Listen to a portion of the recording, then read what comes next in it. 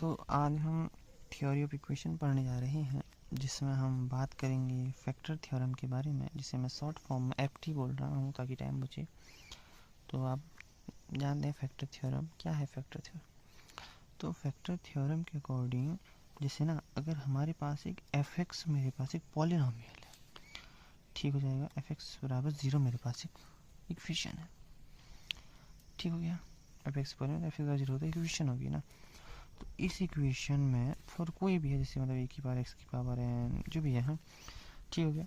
तो जैसे मैंने एक्स बराबर सी रखा ना, एक्स की वैल्यू सी रखने पर अगर इस एफ एक्स की वैल्यू 0 आ गई, इस इक्वेशन की वैल्यू 0 आ गई, यानी कि एक्स बराबर सी पर इक्वेशन सेटिस्फाई करता है कि एल एच एस बराबर आर एच एस।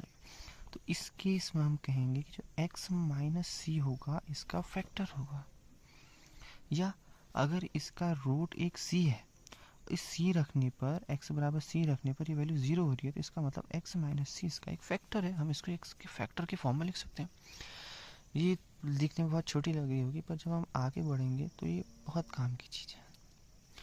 तो सिंपल है कि फैक्टर थ्योरम कहलाता है कि जब एक वैल्यू किसी चीज़ को सेटिस्फाई कर रही है, तो इसका मतलब उसका फैक्टर, उसका पार्ट है, इसका फैक्टर है, ठीक है क्या। ओके, तो यानी कि एक्स बराबर सी पर ये वैल्यू सेटिस्फाई हो रही है।